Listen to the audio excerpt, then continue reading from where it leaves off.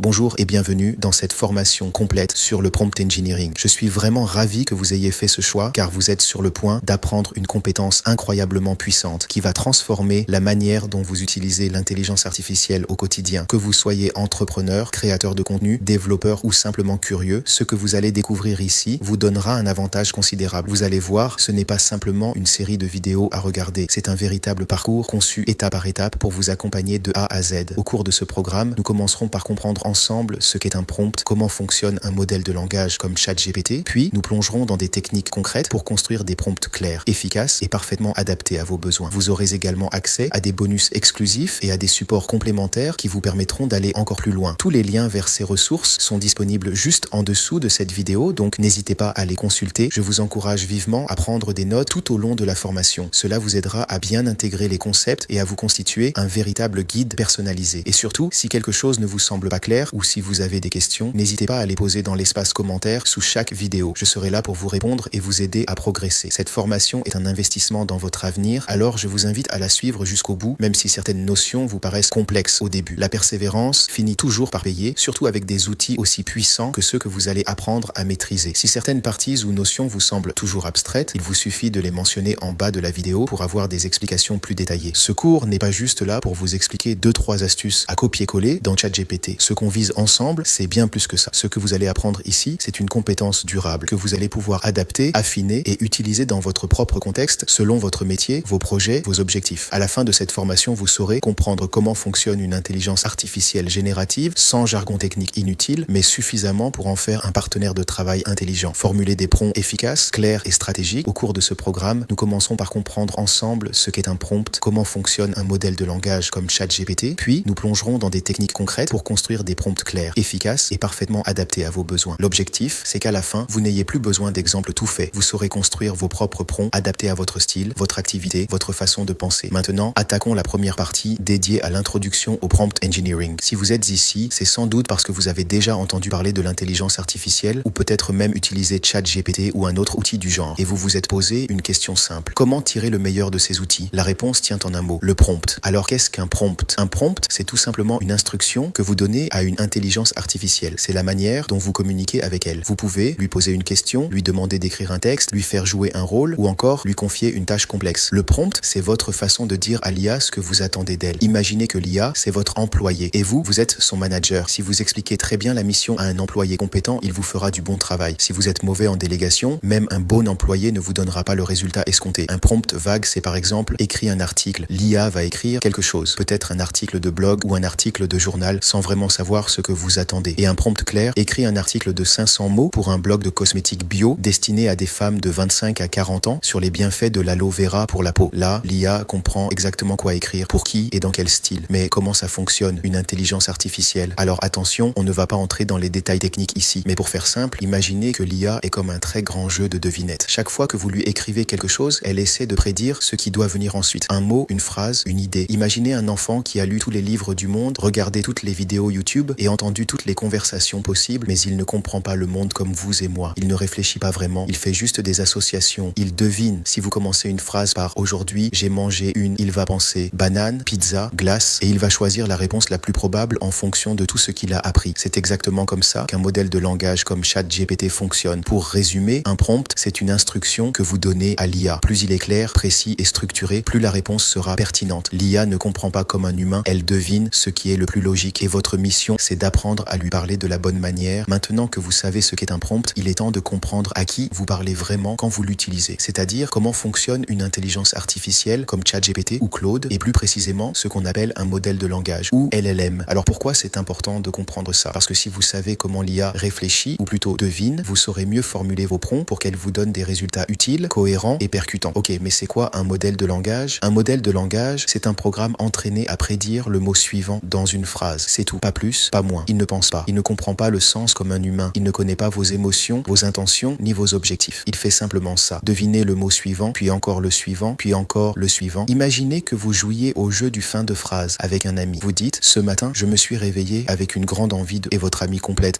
manger une crêpe, ou tout casser, ou partir en vacances. Il devine ce que vous vouliez dire à partir du contexte. Eh bien, un LLM fait exactement la même chose, mais à une vitesse folle et avec des milliards de phrases qu'il a vues pendant son entraînement. Une autre image très simple. Imaginez un enfant qui a lu tout Internet, tous les livres, tous les articles, toutes les conversations sur les forums, les scripts de films, les posts sur les réseaux sociaux. Il n'a pas compris tout ce qu'il a lu, mais il a mémorisé les formes, les structures, les habitudes de langage. Et maintenant, quand vous lui parlez, il recrache des réponses en essayant de copier ce qu'il a déjà vu des millions de fois. Si vous écrivez dans un prompt « Les chats aiment dormir et les chiens aiment », le modèle va très probablement compléter avec « jouer ». Pourquoi? Parce que dans les milliards de phrases qu'il a lues, c'est la suite la plus fréquente, la plus probable dans ce contexte. Mais attention, le modèle ne vérifie pas la vérité. Il ne fait pas de recherche sur Google. Il devine. Il statistiquement suppose ce qui semble correct. Donc si votre prompt est flou ou ambigu, la réponse peut partir dans tous les sens. C'est pour ça que la qualité de votre prompt est essentielle. Et c'est là que beaucoup de gens se trompent sur les LLM comme ChatGPT et l'IA en général. Les gens pensent qu'ils réfléchissent et qu'ils raisonnent. Ce n'est pas du tout le cas. Pour résumer, un modèle de langage est un devineur de mots ultra puissant. Il fonctionne grâce à tout ce qu'il a lu pendant son entraînement. Il ne pense pas, il prédit. Et plus vous lui donnez un contexte clair et précis, plus il vous donne une réponse utile. Maintenant, nous allons plonger dans le cœur du réacteur, les modèles de langage eux-mêmes. Mais rassurez-vous, l'objectif ici n'est pas de vous assommer avec des formules mathématiques ou du vocabulaire de laboratoire. Au contraire, on va comprendre l'essentiel de manière claire, simple, sans jargon, mais avec suffisamment de précision pour que vous sachiez ce que vous utilisez vraiment lorsque vous écrivez un prompt. Pourquoi c'est important de comprendre les LLM? Parce que lorsque vous interagissez avec une IA comme ChatGPT, Claude, Mistral ou Gemini, vous n'utilisez pas un outil abstrait ou magique. Vous dialoguez avec un modèle bien précis qui a été entraîné d'une certaine manière et qui a des particularités, des points forts, mais aussi des limites. Et voici ce qu'il faut absolument retenir. Le même prompt utilisé sur deux modèles différents peut donner des réponses complètement différentes. Autrement dit, si vous voulez devenir bon en prompt engineering, vous devez d'abord apprendre à comprendre les modèles et à choisir celui qui convient le mieux à votre besoin. Mais tous les modèles ne se valent pas. Aujourd'hui, plusieurs entreprises ont développé leur propre modèle d'intelligence artificielle. Tous ont été entraînés sur des montagnes de textes. Tous savent générer du contenu, mais ils n'ont pas les mêmes forces, pas la même personnalité et pas les mêmes limites. On a GPT de OpenAI, c'est sans doute le modèle le plus connu car c'est celui qui propulse ChatGPT. Développé par OpenAI, il en est à sa 4e génération. GPT-4 avec plusieurs variantes comme GPT-4o, ses points forts, très bon en rédaction, créativité et structure. Excellente compréhension des consignes longues, très polyvalent, marketing, code, analyse. À savoir que GPT peut halluciner, comme tous les modèles, mais il est généralement plus prudent que d'autres. On a ensuite Claude de Anthropic. Claude est un modèle développé par Anthropic, une autre entreprise américaine. Il se distingue par une compréhension fine du contexte, un ton souvent plus humain et diplomate, et une capacité à gérer de très longs textes, jusqu'à 200 000 tokens pour certaines versions. Ses points forts, très bons pour résumer, structurer ou analyser des documents longs. Ton poli, nuancé, parfois éthique dans ses réponses. À savoir que Claude peut refuser certaines demandes qu'il juge sensibles, même si elles sont inoffensives. On a aussi Mistral. Mistral est un modèle open source développé en France. Il fait partie d'une nouvelle génération de modèles plus légers, plus rapides et surtout open source, ce qui veut dire que vous pouvez l'utiliser localement ou l'intégrer à vos propres systèmes. Ses points forts, il est très rapide, léger, efficace. C'est l'outil idéal pour des tâches techniques ou intégration personnalisée. Il est encore en phase de rattrapage sur la partie créativité ou compréhension profonde du langage. En 4, Gemini de Google, anciennement appelé Bard, le modèle Gemini développé par Google, est intégré à l'écosystème de Google Workspace. Il peut interagir avec vos documents Google Docs, vos mails, votre Drive, etc. Il est intégré à l'univers Google et est très bon en recherche, analyse d'informations, synthèse. Les réponses sont parfois un peu neutres ou moins personnalisées que GPT ou Claude. Il existe aussi d'autres modèles comme LLama, Command R, Grok, etc. Mais dans 90% des cas, vous travaillerez avec GPT, Claude, Mistral ou Gemini. Et ce qu'il faut retenir, c'est que chaque modèle réagit différemment à un même prompt. D'où l'intérêt parfois de tester le même prompt sur plusieurs modèles pour comparer les résultats. En résumé, GPT est le plus polyvalent, Claude est le plus nuancé et littéraire, Mistral est léger, rapide et open source, Gemini est fort dans l'écosystème Google. Maintenant, il est essentiel de comprendre que malgré toute leur puissance, les modèles de langage ont des limites importantes. Ce n'est pas de la magie et ils ne sont pas infaillibles. Même si ces outils sont puissants, ce n'est pas de la magie ni de l'intelligence humaine. Ils ont des limites techniques. Par exemple, ils ne peuvent traiter qu'une quantité limitée de texte à la fois, ce qui veut dire qu'ils ne peuvent pas tout garder en mémoire quand vous leur envoyez des informations longues. Parfois, ils peuvent aussi inventer des informations, c'est ce qu'on appelle les hallucinations. Ce n'est pas qu'ils veulent mentir, ils génèrent juste des réponses basées sur ce qu'ils ont appris sans vérifier si c'est vrai ou faux. En plus, il faut savoir qu'ils ne comprennent pas le texte comme un humain le ferait. Ils se contentent de prédire quel mot vient ensuite en fonction des exemples qu'ils ont vus. Donc, il y a toujours un risque que leur réponse soit fausse ou imprécise. Un autre point important, c'est que ces modèles ont appris à partir de milliards de textes écrits par des humains. Du coup, ils peuvent reproduire des stéréotypes, des préjugés ou même des erreurs qui existaient déjà dans ces textes. C'est pourquoi il est essentiel, quand vous utilisez ces outils, de rester critique. Ne prenez jamais leurs réponses pour argent comptant. Il faut toujours vérifier, recouper les informations et ne pas hésiter à ajuster ou reformuler vos questions pour obtenir de meilleures réponses. En résumé, les modèles de langage sont incroyablement puissants, mais ils ne sont pas parfaits. Ils peuvent halluciner, ils peuvent reproduire des biais. Comprendre ça, c'est la clé pour les utiliser de manière intelligente et efficace. Jusqu'ici, on a parlé des différents modèles que vous pouvez utiliser, mais ce qu'on n'a pas encore vu, c'est une distinction très importante entre deux grandes familles, les modèles ouverts et les modèles fermés. C'est un peu comme la différence entre une voiture de location et votre propre voiture. Un modèle fermé, comme GPT ou Claude, c'est un modèle que vous utilisez via une interface fournie par l'entreprise. Vous n'avez aucun accès à l'intérieur. Vous posez une question, vous recevez une réponse, point. Vous ne pouvez pas changer son fonctionnement, ni voir sur quelles données il a été entraîné. Il est performant, pratique, mais complètement verrouillé. C'est une boîte noire. À l'inverse, un modèle ouvert, comme ceux de Mistral, LLama ou certains modèles open source, est libre d'utilisation et modifiable. Vous pouvez le télécharger, l'installer sur vos propres serveurs, l'adapter à vos besoins, voire le réentraîner avec vos propres données si vous en avez les moyens. C'est votre voiture. Vous ouvrez le capot, vous touchez au moteur, vous personnalisez tout. Pourquoi c'est important? Parce que les deux approches ont leurs avantages et leurs inconvénients. Avec un modèle fermé, vous avez une solution clé en main, rapide, souvent plus performante pour un usage quotidien. Mais vous êtes dépendant d'un fournisseur. Si demain l'entreprise décide de couper l'accès, d'augmenter les prix ou de modifier les règles, vous n'avez pas votre mot à dire. Avec un modèle ouvert, vous gagnez en liberté, en transparence, en contrôle. Vous pouvez l'intégrer à vos outils, garantir la confidentialité des données, voire l'adapter à un usage très spécifique. Mais ça demande plus de compétences techniques et souvent plus de ressources pour l'héberger. Alors, lequel choisir? Tout dépend de vos besoins. Si vous voulez aller vite, tester des idées ou démarrer sans prise de tête, un modèle fermé fera très bien l'affaire. Si en revanche, vous avez des exigences de confidentialité, d'intégration spécifique, ou si vous développez une solution à long terme, un modèle ouvert peut être un bon investissement. Ce qu'il faut retenir, c'est que comprendre cette distinction vous permet de faire un choix éclairé et d'éviter de dépendre aveuglément d'une seule solution. Un autre concept important à maîtriser pour faire des prompts est le token. Pas besoin d'avoir un doctorat pour les comprendre. Vous allez voir, c'est simple une fois qu'on a la bonne image mentale. Un token, c'est tout simplement un morceau de texte que le modèle découpe pour traiter votre prompt. Mais attention, un token n'est pas forcément un mot entier. Prenons un exemple. Le mot banane, il y a un seul token. Le mot anticonstitutionnellement, il y a 3 tokens. Une phrase comme bonjour, comment allez-vous? Il y a environ 6 tokens. En résumé, les modèles découpent le texte en petites unités appelées tokens pour mieux analyser et prédire ce qui vient ensuite. Imaginez que le modèle de langage est un enfant qui apprend à lire syllabe par syllabe plutôt que mot par mot. Plutôt que de lire directement conversation, il voit conversation. Chaque morceau est un token et il construit des phrases en assemblant ces pièces de puzzle. Pourquoi c'est important de connaître ça? Parce que les modèles ont une limite de tokens. Ils ne peuvent pas traiter une infinité d'informations d'un coup. Par exemple, GPT 3.5 peut gérer environ 4000 tokens, environ 2500-3000 mots. GPT 4 ou Claude 3 peuvent aller jusqu'à 128 000, voire 200 000 tokens. Cela comprend à la fois votre prompt et la réponse générée. Donc si vous rédigez un prompt trop long ou chargez des documents entiers, vous risquez d'atteindre la limite et le modèle ne pourra pas tout voir. Vous avez aussi peut-être déjà entendu parler de l'API d'OpenAI, mais à quoi ça sert concrètement et pourquoi ça peut devenir un vrai super pouvoir dans votre travail? L'API, c'est l'interface technique qui vous permet d'intégrer l'intelligence d'un modèle comme GPT directement dans vos propres outils, sites ou applications. Ça veut dire que vous n'êtes plus obligé d'utiliser ChatGPT via son site web. Vous pouvez connecter GPT à un formulaire sur votre site, à une interface de chatbot, à un outil de traitement de documents ou même à un script automatique qui répond à vos emails ou génère des idées de contenu. Vous passez du statut d'utilisateur à celui d'intégrateur. Et c'est là que vous commencez à décupler votre productivité. Comment ça marche? Une API, c'est comme une porte d'entrée. Vous envoyez une requête, un prompt par exemple, et le modèle vous renvoie une réponse en quelques millisecondes. C'est une conversation entre votre application et l'intelligence artificielle sans interface visible. Pourquoi c'est puissant? Parce que l'API vous permet de créer vos propres applications IA. Par exemple, une extension Chrome qui résume automatiquement les articles que vous lisez, un assistant de rédaction intégré dans votre outil interne, un bot qui répond aux questions de vos clients à partir de votre base de connaissances, une automatisation qui génère un texte tous les jours à heure fixe et vous l'envoie par email. L'API, c'est ce qui permet de connecter l'intelligence artificielle à votre quotidien pro. Et je vous rassure tout de suite, même si vous n'avez jamais codé, vous pouvez comprendre et utiliser les bases. Pas besoin d'être développeur senior chez Google. Et si vous êtes entrepreneur, chef de projet, marketeur, formateur, connaître l'existence et le potentiel de l'API vous permet de collaborer efficacement avec des développeurs et de donner des directives claires. Maintenant, vous avez compris comment fonctionnent les modèles, à quoi ils servent et comment les connecter à des outils, mais sans bon prompt, tout ça tombe à plat. Vous pouvez avoir le meilleur modèle du monde. Si votre prompt est flou, mal formulé ou mal structuré, vous aurez une réponse moyenne, voire à côté de la plaque. C'est exactement comme parler à quelqu'un d'intelligent, mais lui poser une question vague, confuse ou hors contexte. Résultat, il vous répond oui, mais pas du tout ce que vous attendiez. Dans ce module, vous allez maintenant apprendre à comprendre ce qui fait un prompt efficace, maîtriser les principes de base pour structurer vos demandes, faire la différence entre un prompt direct, un prompt implicite, un prompt créatif ou analytique et découvrir des techniques simples comme le zero shot ou encore le one shot prompting, autrement dit, comment guider le modèle sans tourner autour du pot, même si vous n'êtes pas développeur. Pourquoi c'est important? Parce que le prompt, c'est votre langage face à l'IA. C'est vous qui donnez le ton, la clarté, la structure. Un prompt mal formulé, c'est un brief raté. Un prompt bien structuré, c'est une réponse claire, pertinente et souvent impressionnante. C'est aussi ce qui fait la différence entre quelqu'un qui brille bricole un peu avec l'IA est quelqu'un qui en fait un vrai levier de performance. Et pas besoin d'être écrivain ou ingénieur. Il faut juste apprendre à parler au modèle comme à un bon collaborateur. Et c'est exactement ce qu'on va voir ici. Pour bien commencer, on va voir la base de la base. Comment structurer un prompt de manière claire et logique pour obtenir exactement ce que vous voulez. Un bon prompt, c'est comme une bonne consigne. Plus c'est précis, plus le modèle a de chances de comprendre votre intention et d'y répondre correctement. Il existe une structure simple qu'on utilise dans la majorité des cas et qui repose sur 4 éléments clés. Le contexte, le rôle, la tâche et le format attendu. 1. Commençons par le contexte. C'est le point de départ. Le modèle n'a pas de mémoire magique. Il ne sait pas qui vous êtes ni de quoi il s'agit. Il faut donc lui donner un minimum d'informations. Par exemple, je suis responsable marketing dans une entreprise de cosmétiques bio. Ou encore, j'écris une newsletter hebdomadaire pour des entrepreneurs. Ce genre de phrase permet au modèle de comprendre le cadre dans lequel il va devoir s'exprimer. Plus vous donnez de contexte pertinent, plus la réponse sera ciblée. 2. Le rôle. Ensuite, vous attribuez un rôle au modèle. Et oui, il peut jouer n'importe quel personnage. Expert, conseiller, coach, journaliste, formateur, etc. Par exemple, agis comme un expert en stratégie digitale. Tu es un rédacteur senior spécialisé en beauté naturelle. Ça l'aide à adopter le bon ton, le bon niveau de langage, le bon vocabulaire. 3. La tâche. C'est là que vous expliquez ce que vous attendez. Une action claire, précise, pas vague, pas floue. Par exemple, écris-moi une introduction engageante pour un article sur les bienfaits de l'huile de jojoba. Propose 5 idées de sujets pour une vidéo Instagram. Le modèle doit pouvoir identifier ce qu'il doit faire. Il ne devine pas. Il suit les consignes. 4. Le format attendu. Et enfin, très important, dites-lui comment vous voulez la réponse. En liste, en tableau, en phrase courte, en format HTML. Ne partez pas du principe qu'il va deviner. Par exemple, présente la réponse sous forme de tableau avec 2 colonnes, idée et accroche. Donne-moi une version longue, 150 mots, et une version courte, 50 mots. Avant de continuer avec les autres techniques, voici une erreur courante à éviter absolument. Un prompt direct, c'est quand vous demandez exactement ce que vous voulez. C'est précis, clair, sans détour. Exemple direct, donne-moi 10 idées de Reel Instagram pour promouvoir un savon naturel. Rédige une bio LinkedIn professionnelle pour un coach business. Explique-moi ce qu'est une landing page avec un exemple simple. Le modèle comprend tout de suite quoi faire. Maintenant, un prompt implicite, c'est plus flou. Vous donnez une idée sans poser la question clairement. Exemple implicite, je travaille dans le savon bio et je veux me faire connaître. Je suis coach business et j'aimerais améliorer mon profil. C'est moins clair. Le modèle va deviner ce que vous voulez et parfois, il va bien tomber, parfois pas du tout. Donc, si vous voulez une réponse efficace, parlez comme si vous donniez un ordre à un assistant qui vous connaît pas encore. Plus c'est direct, mieux c'est. On va maintenant attaquer petit à petit des techniques avancées. On va voir la technique du zero shot, one shot et few shot. Ne paniquez pas avec ces noms bizarres. On va les simplifier. Imaginez que vous montrez à quelqu'un comment faire un gâteau. Zero shot. Vous ne donnez aucun exemple. Vous dites juste, fais-moi un gâteau au chocolat. La personne se débrouille. Elle peut bien faire ou complètement rater. Dans un prompt, ça donne. Écris un email de relance client. Le modèle fait ce qu'il peut selon sa logique interne. One shot. Là, vous lui montrez une seule fois comment faire. Voici une recette de gâteau au chocolat que j'aime. Maintenant, fais-en un autre. En prompt. Voici un exemple d'email de relance efficace. Bonjour, prénom. J'espère que vous allez bien. Maintenant, écris-en un autre dans le même style. Le modèle s'appuie sur cet exemple pour copier le ton, le style, la structure. L'autre technique est la technique few shot. Et là, vous montrez plusieurs exemples. 2, 3, 5 exemples. Regarde ces 3 recettes de gâteau. Trouve-moi une nouvelle version à partir de ça. En prompt, exemple 1. Objet. Votre commande est arrivée. Bonjour, nous espérons que votre colis est bien arrivé. Exemple 2. Objet. On prend de vos nouvelles. Bonjour, un petit message pour savoir si tout s'est bien passé. Maintenant, écris un 3e email dans le même style. En résumé, zero shot, pas d'exemple. One shot, un seul exemple. Few shot, plusieurs exemples. Plus vous donnez des exemples clairs, plus le modèle comprend ce que vous attendez. Astuce importante. Si vous avez un modèle qui fait toujours à sa sauce et que vous n'aimez pas le résultat, faites un few shot avec vos propres exemples. C'est comme lui apprendre à parler votre langage. Nous allons maintenant entrer dans les techniques intermédiaires et plus précisément dans un concept clé qui va vous permettre de démultiplier la puissance de vos prompts. Le prompt chaining ou en français, l'enchaînement de prompts. Mais avant de vous expliquer comment cela fonctionne concrètement, prenons un instant pour comprendre pourquoi cette technique est importante. Jusqu'ici, vous avez appris à construire un bon prompt clair, structuré, adapté à l'objectif, avec le bon ton et le bon niveau de créativité ou d'analyse. C'est déjà un excellent point de départ. Mais dans des cas réels, notamment en entreprise, un seul prompt ne suffit souvent pas à accomplir une tâche complexe. Prenons un exemple simple. Vous voulez que le modèle rédige un article de blog professionnel. Si vous lui demandez tout en une seule fois, rédige-moi un article de blog de 1000 mots sur l'intelligence artificielle dans la santé, vous obtiendrez probablement un texte un peu générique, parfois mal structuré ou sans véritable angle. Avec le prompt chaining, vous allez découper cette tâche en plusieurs étapes logiques et guider le modèle étape par étape, comme si vous travailliez avec un assistant intelligent que vous briefez en temps réel. Vous pourriez, par exemple, commencer par une première requête qui génère une liste de titres potentiels. Ensuite, choisir l'un de ces titres et demander une structure en sous-parties. Puis, pour chaque sous-partie, générer un paragraphe spécifique. Et enfin, terminer par une conclusion ou un appel à l'action. En procédant ainsi, vous gagnez plusieurs choses. Vous contrôlez la logique, vous affinez le style à chaque étape et surtout, vous obtenez un contenu beaucoup plus ciblé, précis et exploitable. C'est aussi une technique fondamentale si vous voulez un jour automatiser des tâches via API ou construire un agent conversationnel personnalisé. En agissant ainsi, vous gagnez en précision, en qualité de réponse et en contrôle. Vous devenez le stratège de la conversation et non plus un simple utilisateur passif. Mais attention, cette méthode demande une chose essentielle. Garder une cohérence d'intention et de contexte entre les étapes. À chaque nouvelle instruction, vous devez rappeler brièvement ce qui a été fait auparavant pour que le modèle comprenne bien la continuité. Par exemple, reprenons le plan que vous avez proposé dans l'étape précédente. Rédigez maintenant la section 2 en gardant le ton professionnel et pédagogique que vous avez utilisé. Autrement dit, vous construisez une mémoire artificielle temporaire au fil de la discussion. Alors, est-ce que cette technique est réservée aux experts? Pas du tout. Au contraire, elle vous permettra de produire des contenus plus solides, de diviser vos tâches complexes en mini-objectifs accessibles et surtout de mieux collaborer avec l'intelligence artificielle. Pour utiliser cette technique, voici les étapes à suivre. Première étape, on va lui demander de nous générer des idées de guide qu'on va offrir à nos prospects dans ce cas ici. Donc ici, qu'est-ce que je vais faire? Je vais lui dire, tu es un expert en marketing de contenu, tu aides des consultants à créer des guides PDF à destination des prospects B2B. Leur audience est composée d'entrepreneurs qui lancent leur startup. Oui, propose-moi 5 idées de guide à offrir gratuitement avec un titre accrocheur pour chacun et une courte description. Propose d'originalité et vise des sujets concrets à votre valeur perçue. Boum! Donc là, ChatGPT me propose 5 idées de guide gratuits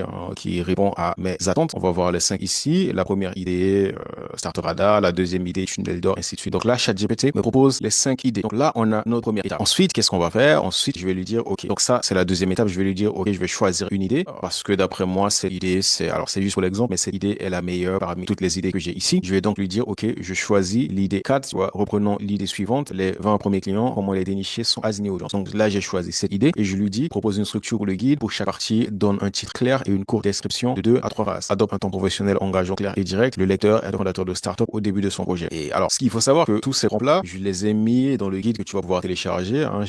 Il y a un guide qui accompagne cette formation où j'ai détaillé tout et je précise tout. Tu vas pouvoir tout avoir et tout copier-coller. Il te suffit juste de voir en bas de cette vidéo normalement. Tu as le lien et accéder à ces documents. Tu as tous les prompts à l'intérieur. Donc là, ensuite, on passe à la deuxième étape. La deuxième étape, c'est maintenant qu'on a trouvé l'idée. Donc là, je lui ai dit de me proposer les idées. Il te propose les idées. Ensuite, tu choisis une idée et tu lui dis tout simplement de proposer une structure pour le guide. Pourquoi? Parce qu'avec mes expérimentations, je me suis rendu compte que c'est mieux de lui demander de me poser des structures. Comme ça, je choisis une structure que juste de dire à ChatGPT, bah, écoute, écris-moi. Parce qu'il va il va l'écrire avec une structure qui te convient pas. Et toi, après, tu auras plusieurs affaires. Donc, l'idée, c'est de lui dire de proposer une structure. Il va te proposer une structure. Tu peux même lui dire de t'en proposer plusieurs. Il va te proposer plusieurs structures. Et après, tu vas choisir une structure. Et après, tu rédiges. La rédaction doit être une étape qui vient vraiment après, là où tu es sûr de la direction où tu vas. Parce que sinon, il va te faire une rédaction qui ne va pas forcément te convenir. Donc, si tu vois bien juste avec ces 2 étapes, tu te rends compte que c'est pas des choses que tu peux faire en une fois. Parce que déjà, il faut qu'il te propose. Alors, sauf si tu as une idée vraiment claire de l'idée que tu veux suivre, de l'idée du guide ou de l'article ou du contenu que tu veux écrire. Si tu n'es pas sûr, alors moi, à chaque fois, même si j'ai une idée, je lui demande de faire des propositions parce que là, il est vraiment bon avec ça. Il est vraiment bon avec ça. Pour le brainstorming, il va te poser des choses auxquelles tu y pensais pas. Donc, tu vois que vraiment, c'est pas une chose que tu peux faire en une étape. Juste lui dire, bam, de te l'écrire. Toutes ces étapes, ça vaut le coup d'aller en profondeur si tu veux vraiment faire quelque chose d'exceptionnel. Donc là, je lui ai dit de me proposer une structure pour le guide. Pour chaque partie, je lui donne des instructions. Pour chaque partie, donne un titre et une courte description de 2 à 3 phrases, adopte un ton professionnel, nanana. Ok. Donc là, il me propose les structures. Tu vois, alors là, je lui ai même pas demandé l'introduction. Ça, je l'ai prévu dans la suite, tu vas voir. Dans la suite, j'avais prévu une partie introduction. J'avais prévu à la fin de l'étape, dans les prompts que j'ai prévus, il y a une partie introduction et une partie conclusion. Donc ça, c'est la partie conclusion. Il y a une partie introduction aussi, mais tant mieux. Donc là, il a décidé de le faire. En règle générale, je lui demande de le faire à la fin, mais malgré tout, je vais lui demander de le faire à la fin parce que là, l'introduction qu'il a fait, oui, ça peut aller, mais c'est pas ce que je veux, c'est pas bon. Donc, ok. Là, il m'a proposé une structure. Tu vois, parfait. Voici une structure. Donc ici, j'ai écrit le prompt, j'ai fait bam. Alors, l'idée, c'est que je préfère vous le faire en avant comme ça pour les tutoriels, ça va vite toi. Parce que si je dois tout taper les prompts devant toi, et ça va te perdre un peu de temps et ça va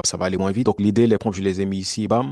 Ok, bam, on en est là. J'élargis comme ça, tu vois mieux. L'introduction. Donc là, il me propose les structures. 1, cibler finement. 2, 3, 4, 5. Donc là, il me propose les structures. Là, il me propose en 7 étapes. Il me propose une structure en 7 étapes. Et là également, je pourrais lui dire, je veux une structure en 4 étapes ou en 5 étapes. Là, je lui ai laissé couler parce que je voulais pas lui donner des limites par rapport aux étapes. Donc je lui ai dit, écoute, donne-moi les structures. Donc là, il m'a donné les structures et il m'a donné des annexes en bonus. Ça, je lui ai pas demandé. Ça, c'est des choses que tu peux lui donner en plus, mais je lui ai pas demandé, mais il m'a donné des annexes en bonus. Ça, c'est vraiment top. Donc ça, c'est la deuxième étape. Ensuite, on va passer à l'étape suivante. Donc tu vois que là aussi, il me dit, souhaitez-vous que généralement, faut pas suivre ce qu'il te dit parce que ce qu'il propose, dans certains cas, ça peut aller dans ton sens. Dans la plupart des cas, non. Dans la plupart des cas, je reste aligné à ce que je fais et à lui donner les instructions parce que des fois, lui, quand il te donne les instructions comme ça et que tu le suis, il va plus suivre la trame que tu lui avais donnée. Il va peut-être diverger. Et donc l'idée, c'est que je continue toujours de lui donner les instructions et à chaque fois lui rappeler les directions qu'il doit prendre. Donc ensuite, là, une fois que c'est fait, je lui dis, rédige-moi la première section du guide. Donc là, il m'a donné les différentes sections en haut, comme je te l'ai montré ici. Comme je te l'ai montré ici, il m'a donné les différentes sections en haut. Maintenant, je lui ai dit, rédige-moi la première partie du section. Structure, je lui donne une structure, un titre clair, une anecdote, une explication, des exemples. Là, je lui donne une structure. Et là aussi, tu peux lui dire aussi de te donner une structure et tu valides quoi avant d'écrire. Avant d'écrire. Là, je lui ai donné une structure. Bam, tu vois, là, il m'a écrit selon la structure. Là, il m'a écrit selon la structure, ce qui est vraiment top. Ce qui est vraiment top. Et l'idée, c'est que, tu vois, là, il te dit, souhaitez-vous que je rédige la section suivante. L'idée, c'est que,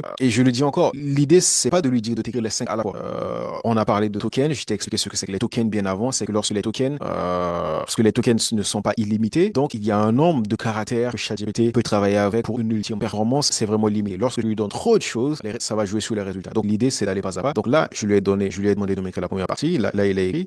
Et là, il me demande, souhaitez-vous que je rédige la section suivante? Là, tu as juste à lui dire oui, boum. Et tu vois, il me rédige la section suivante avec les instructions que je lui ai données. Bam, bam, bam, bam, bam. Là, c'est cool. Alors là, je vois, il y a des petits détails à corriger, mais je vais pas faire ça, parce que là, c'est juste pour l'exemple. Là, c'est juste pour l'exemple. Donc là, et là, il me demande encore si je souhaite qu'il rédige la section suivante. Alors là, je vais pas le faire parce que là, il y en a 7. Et pour le tutoriel, tu peux t'amuser avec. Alors peut-être que je vais même te partager cette discussion. Comme ça, je vais peut-être te partager le lien. Alors, petite astuce, petite astuce, si tu sais pas, sur ChatGPT, c'est possible de partager des discussions. Donc, ce que je fais ici, je peux te le partager. Pour le faire, c'est simple. Il faut juste aller ici, partager. Je clique ici, partager et je copie le lien. Et voilà, je copie le lien. Maintenant, le lien est copié et je le remets ici dans le document auquel tu vas accéder, quoi. Tu vois, je vais te mettre ici, lien du prompt. Comme ça, toi, tu pourras l'utiliser directement. Voilà. Ok, je vais mettre bonus.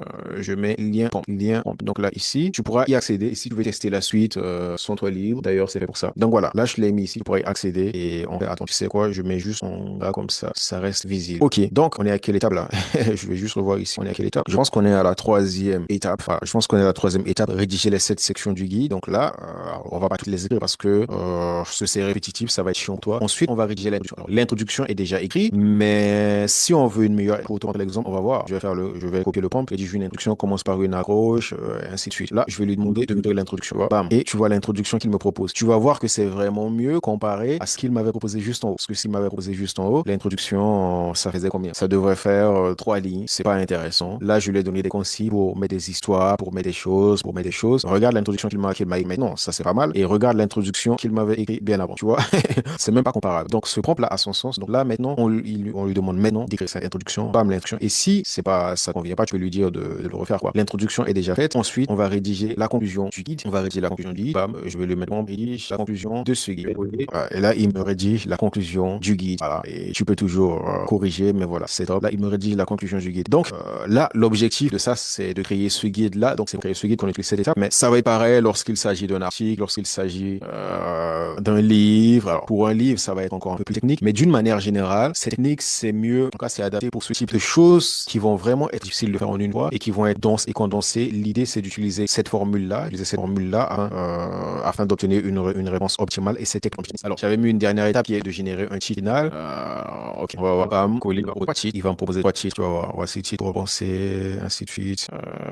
Ok, titre 1, titre 2, titre 3. Bam, là, il me propose 3 titres qui est top. Ok, donc là, ça te permet de voir vraiment cette application, permet de voir la technique du prompt chaining, comment cette technique est mise en place. Maintenant, on va voir les erreurs à éviter avec cette technique parce qu'il y a quelques erreurs à vraiment éviter. J'en ai parlé rapidement, mais on va encore aller dans les détails. Donc, il y a quelques erreurs à éviter avec cette technique du prompt chaining. C'est l'une des techniques que tu vas vraiment utiliser le plus souvent pour réaliser, si tu veux vraiment réaliser de grandes choses. Maintenant, voyons avec les erreurs. La première erreur, la première erreur que je vois vraiment souvent, c'est vraiment c'est-à-dire de dire à ChatGPT, fais-moi un truc gros et voilà, écris-moi le tout. Si j'étais venu avec lui dire, alors tu sais quoi, je vais venir ici et je vais lui dire, je vais créer une nouvelle conversation. Oh putain, qu'est-ce qu'il me fait là? Qu'est-ce qu'il me fait? Tu vois, je vais même mettre ça, tu es expert, leur audience est, écris-moi un guide à offrir. Comme ça, tu vas vraiment le voir. Ok, propose-moi un guide à offrir gratuitement. Il va même pas me demander de proposer des titres tu vois. Ah non, non, non, non, non, non, non, non, là c'est biaisé, là c'est biaisé, là c'est biaisé. Tu vois, il est malin. Là, au fait, il a pris un titre issu de ce que j'avais fait. Parce que dans l'autre conversation, on avait fait un truc qui ressemble à ça. Donc, il a pris un titre qui ressemble à ça pour faire un truc, tu vois. Donc là, il est malin, il est malin ce connard. Il est malin, il est malin. Mais essaie, ouvre une conversation ChatGPT et essaie de tester tester ça, tu vas voir la différence, tu vas voir la différence de ton côté. Donc, l'idée, c'est ça, c'est qu'on revient sur la première erreur, qui est de sauter des étapes ou vraiment de condenser le tout dans un seul point. C'est vraiment l'erreur que je vois souvent parce que tu vas perdre en précision et tu vas te retrouver avec un contenu qui ne te satisfait pas. Alors, sauf si tu es débutant dans ton domaine, tu vas croire que tu atteins l'excellence, mais la réalité, c'est que à chaque fois, même quand je scinde les étapes, je me rends compte des fois qu'il y a des choses qui ne sont pas satisfaisantes parce que avec mon niveau dans les domaines dans lesquels je travaille, je me rends compte que le contenu de ChatGPT, c'est pas si ouf que ça. Je me rends compte qu'il est très bon en brainstorming, mais il est très bon en brainstorming pour te donner des idées, pour te donner des choix. Mais c'est vraiment la qualité. Un expert le dépasse largement. Donc l'idée, c'est ça la solution. C'est ça, c'est vraiment de découper ton process en plusieurs étapes. Et même si ça fait 7, 8, 10, 20 prompts, l'idée, c'est de vraiment de les décomposer en plusieurs étapes. Et c'est comme ça que tu vas avoir un résultat vraiment exceptionnel. Et donc, au fait, ça rejoint un peu la première erreur, c'est de vouloir le résultat d'un seul coup. J'en ai déjà parlé. Mais voilà, si tu lui écris directement d'écrire un article, je sais pas, de 1200 mots sur comment lancer une marque de produits cosmétiques, l'article ne va pas être excellent, quoi.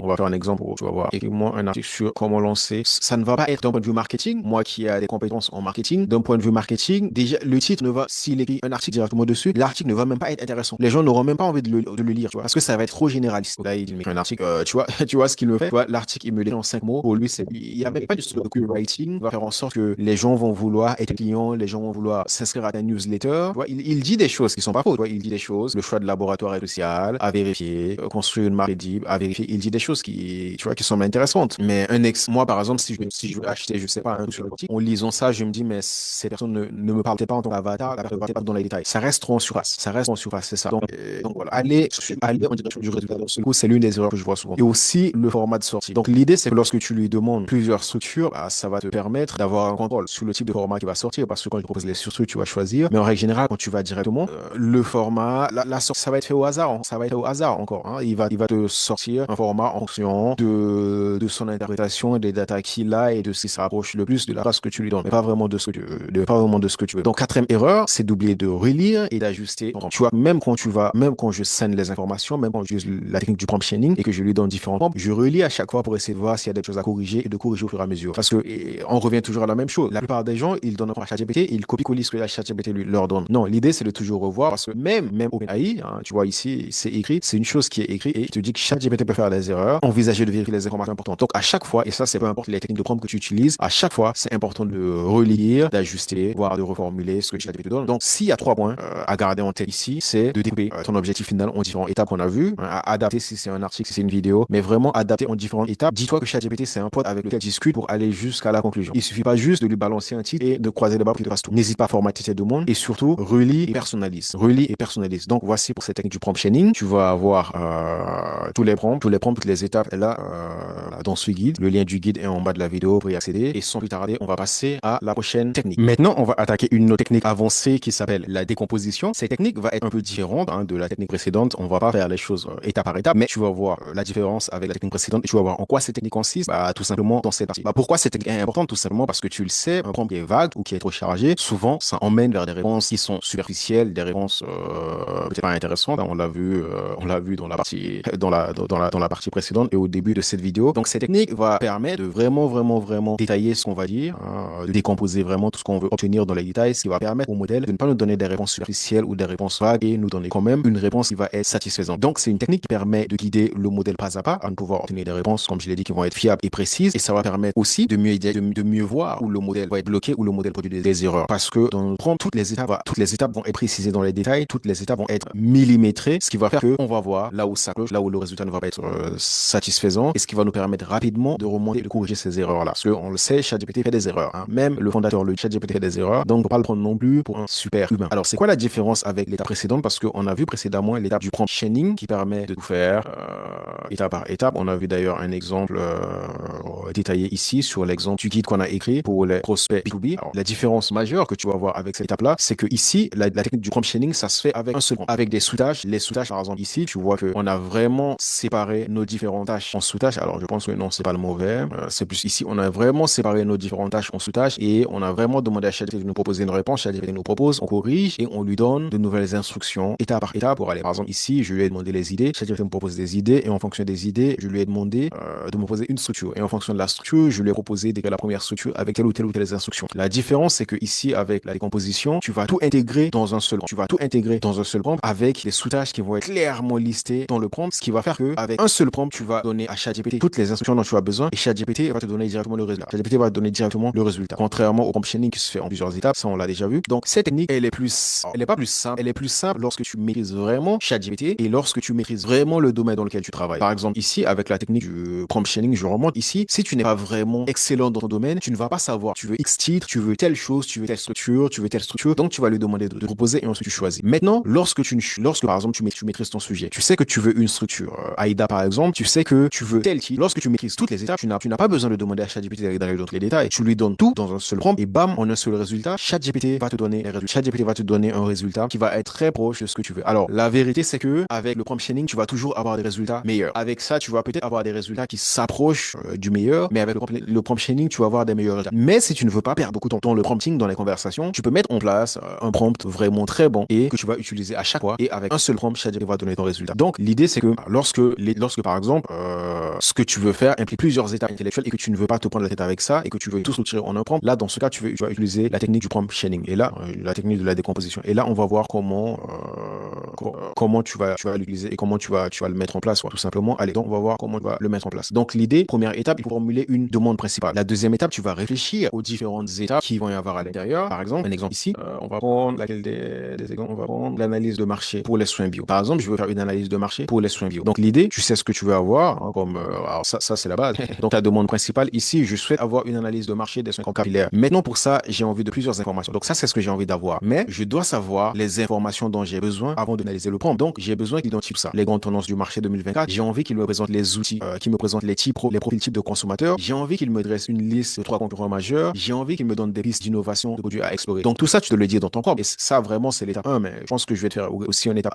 avancée pour que tu vois où ça peut aller loin. Là, c'est vraiment un exemple, disons, basique. Donc, mais ce que tu vois ici, c'est que là, c'est ce que je veux. Je veux une analyse de marché des soins capillaires bio en France. Et donc, il me faut lui détailler ces éléments-là que je vais avoir dans ma réponse. Donc, je lui propose tout ça. Donc là, on est ici. Donc là, j'ai réfléchi aux étapes nécessaires pour y répondre. Ensuite, j'ai rédigé un prompt structuré avec les étapes. Tu peux les numéroter, tu peux les encadrer, mais c'est pas nécessaire. Et tu peux aussi lui donner un format de réponse pour chaque sous-tâche. Par exemple, alors ici, j'ai pas besoin d'un format spécifique, mais par exemple, je peux lui dire, pour les profils de consommateurs, je peux lui dire qu'il me fait ça dans un tableau. Bah, tu vois, par exemple, ici, je lui ai dit de me dresser une liste de concurrents majeurs et bam, je lui ai donné en un prompt. Donc là, j'ai pas besoin de faire des questions-réponses, je lui donne tout dans ce prompt et bam, tu vois, il me répond étape par étape. Donc là, il me répond le grand 1. Le grand 1, il me donne les grandes tendances du marché en 2024. Donc là, il me donne ici les grandes tendances du marché, tech green performance, responsabilité, ainsi de suite. Donc là, il me donne les étapes. Ensuite, il attaque directement le 2 avec les profils de consommateurs. Il me donne les profils de consommateurs comme je l'ai demandé, l'écoféministe urbaine, la maman green, le nouveau barbu éthique. 3, tu vois, il me donne la liste comme je l'ai demandé, ma concurrent. Donc là, il me le donne. Et 4, il me donne des pistes d'innovation. Donc il n'y a pas besoin de converser avec lui. Je lui demande tout ce que j'ai envie avec les objectifs, les formats que je veux et il me les donne tous en un seul. Ce qu'il faut savoir vraiment, c'est qu'avec ces techniques de décomposition, tu dois vraiment savoir ce que tu attends en outcome. Sinon, tu vas perdre ton temps. Donc, si tu sais vraiment ce que tu as en outcome, tu peux tout mettre dans un prompt et ChatGPT va te les donner. Comme cet exemple ici. Alors, on a un autre exemple que j'ai pris, la rédaction des clics. Alors, par contre, si tu veux faire une rédaction, franchement, utilise la technique précédente, la technique du prompt chaining, parce que avec la rédaction, tu vas toujours avoir un meilleur résultat. Alors, ça dépend si tu veux faire des blocs automatisés ou tu veux. Ça dépend de ta stratégie. Si tu veux faire des contenus vraiment en masse et ne pas perdre de temps dans la rédaction, oui, tu vas utiliser ça. Mais si tu veux vraiment que le résultat soit excellent, tu vas utiliser le prompt chaining. Donc, par exemple, ici, tu vois, je lui ai dit, OK, vous êtes un expert en rédaction SEO. Aidez-moi à rédiger un article sur les bienfaits de l'huile, procéder en 4 étapes, un titre, définir l'introduction en contextualisant, décompose l'article en 3 parties, rédige une conclusion. Et même là, pour l'introduction, tu veux lui donner plusieurs consignes. C'est-à-dire, tu veux mettre plusieurs consignes pour l'introduction, plusieurs consignes pour la partie suivante, plusieurs consignes pour la conclusion. Tu lui balances tout ça et il te réécrit. Mais encore, il faut garder en tête que si tu veux écrire des articles de 2000 mots, oui, c'est jouable. Mais si tu veux écrire des articles au-delà de 5000 mots, là, c'est pas possible. Tu peux pas le faire en une étape. Donc, cette technique, tu peux l'utiliser, mais c'est pour des contenus qui vont être en dessous des 2000 mots. Au-delà des 2000 mots, t'as pas le choix. Tu vas utiliser le prompt chaining et séparer en plusieurs étapes. Donc là, les applications que je t'ai mis les prompts ici, que tu peux copier-coller. Quand tu vas accéder à ce document, tu vas copier-coller et tu vas l'utiliser comme bon te semble. Donc, dans quel cas utiliser la décomposition? Je te l'ai déjà parlé oralement, mais l'idée, c'est ça. C'est lorsque tu as besoin d'une réponse complète d'un seul coup, sans vouloir intervenir en chaque étape. Si aussi la tâche n'est pas trop longue. Là, je l'ai précisé, hein, si la tâche n'est pas trop longue ni trop complexe, je t'ai donné la limite des 2000 mots. Si ta tâche, si le résultat que tu veux avoir, hein, si par exemple le guide, l'article, la vidéo que tu veux scripter, si c'est en dessous des 2000 mots, oui, tu peux l'utiliser. Mais si c'est au-delà des 2000 mots, si tu veux avoir des scripts, je sais pas, autour des 5000 mots, franchement, tu vas être limité. Le résultat va vraiment être élaboré si tu utilises cette technique. Donc, l'idée, éviter, c'est d'utiliser la technique précédente qu'on a vue. Et la troisième raison, c'est vraiment si tu veux gagner du temps. Si tu veux éviter les allers-retours dans la conversation, si tu veux que tout soit fait en un prompt, l'idée, c'est d'utiliser cette technique tout simplement. Donc, pour résumer, la différence entre les deux, la décomposition, tu vises l'efficacité, la rapidité en une seule interaction. Et le prompt chaining, tu vises la précision maximale. C'est plus lent, c'est plus interactif, mais le résultat va être excellent. Le résultat va vraiment être excellent. Donc, les erreurs à éviter avec ça, c'est vraiment être vague dans la formulation de tes prompts. Tu vas tout faire en une étape. Donc, le prompt doit vraiment être excellent. Tu dois vraiment aller dans les détails, apporter les précisions, toutes les précisions nécessaires pour avoir le résultat que tu veux vraiment. Et l'une des erreurs aussi, c'est d'empiler trop d'étapes dans un seul prompt. Voilà. Donc, l'idée, c'est d'aller dans les 5 étapes maximum parce que sinon, au-delà, tu vas commencer à avoir des réponses bâclées. Donc, voici pour ces techniques de la décomposition. Donc, vraiment, garde en tête que, OK, si tu ne veux pas perdre ton temps, c'est la technique à utiliser. Et si tu es en dessous des 2000 mots, là, tu vas avoir des résultats vraiment intéressants. Mais lorsque ça commence à devenir trop long,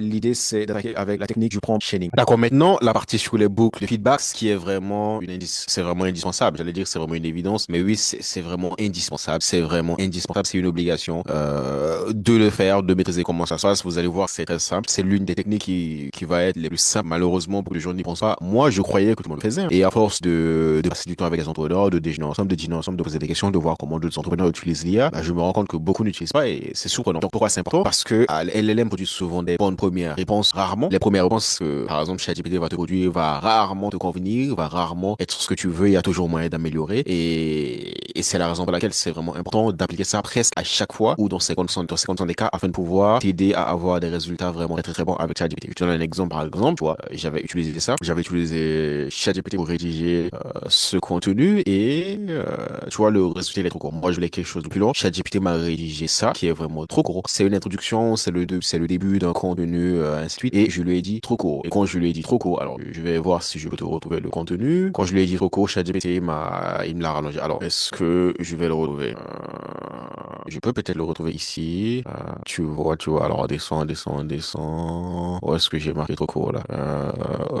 Bam, bam, bam, bam, bam, bam, bam, bam, bam, bam, bam, bam. Ici, je pense. Voilà, c'est ici. Donc là, je suis en train de créer des scripts pour des choses spécifiques. Et donc là, je lui ai demandé, maintenant, il doit me rédiger une partie. Il va me rédiger une partie.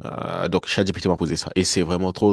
Ça, c'est vraiment trop. Des fois, il commence à déconner, des fois, il fait de la merde. Et des fois, même si tu lui donnes des consignes, tu lui dis de t'écrire des choses, tu lui donnes des mots pour le faire, des fois, il pète un câble et il te fait ça. Donc là, et qu'est-ce que je lui dis? Je lui ai juste dit trop court. Alors, là, franchement, il n'y a pas vraiment une méthode miracle. Il n'y a pas quelque chose de spécifique. Il n'y a pas une manière de répondre spécifique qui marche ou qui ne marche pas. L'idée, c'est qu'il faut juste converser avec lui comme si c'était un membre de ton équipe. Tu lui donnes des consignes, tu lui donnes des missions, la personne fait les missions, tu vois qu'il y a des choses à améliorer, tu lui dis tout simplement. L'idée, c'est juste de converser avec lui. Il n'y a pas à se prendre la tête pour dire qu'est-ce qu'il veut lui dire. Non. Là, je lui ai dit trop court. Et là, il a dit très bien. Et voilà, il a fait encore un peu plus, il me l'a rallongé. Et là, je peux même faire, alors, est-ce qu'il y a d'autres moments où je lui ai encore fait d'autres choses. Donc, là, même là, on sait, je pense que là, on a échangé pendant longtemps parce que avant qu'il me génère ça, on a rediscuté plusieurs fois, tu vois. Il a fait turning point. Alors oui, là, je lui ai dit trop court. Ensuite, voilà, il a rajouté des choses que j'ai pas demandé. Donc, moi, je lui ai dit, dans le plan, il y a plusieurs plans. Tu vois, il y a un grand 1, grand 2, grand 3, grand 4, grand 5. Je lui ai dit que c'est trop court. Et donc, qu'est-ce qu'il a fait? Il a rajouté le grand 2 dans cette partie pour que ça se fasse plus long. Et là, je lui ai dit, mais qu'est-ce qu'il lui a dit de rajouter le grand 2? Je lui ai dit de ne pas rajouter le grand 2. Je lui ai dit, fais seulement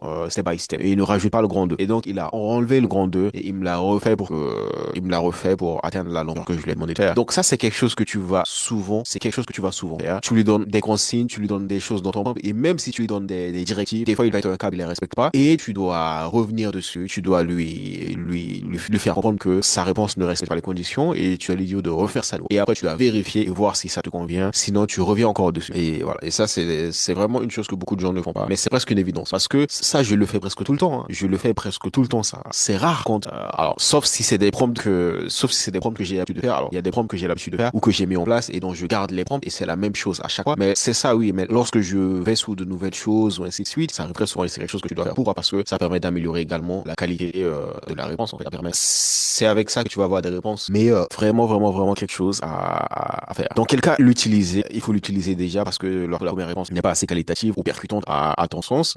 Voilà. Donc, tu vas l'utiliser l'utiliser pour améliorer. Ça va également t'arriver de l'utiliser plus souvent lorsque tu es dans la rédaction, parce que quand tu fais des recherches, tu recherches des informations, tu demandes une précision, oui, là on s'en fout. Mais quand tu vas rédiger des contenus, lorsque tu vas rédiger des argumentaires, des pitchs, ainsi de suite, ou lorsque tu vas faire du brainstorming, parce que lorsque tu fais du brainstorming, tu vas vouloir prendre les idées. Des fois, ils développent pas très bien les idées et donc tu vas aller en profondeur. Là également, c'est quelque chose, c'est des moments dans lesquels tu vas être amené à l'utiliser. Alors, l'idée, c'est que d'une manière générale, tu vas le savoir. L'idée, c'est que lorsque la réponse ne te convienne pas, c'est un automatisme que tu dois avoir. C'est un automatisme que tu dois avoir de te dire, OK, bam, tu le relances pour qu'il te ramène vers un résultat précis, quoi.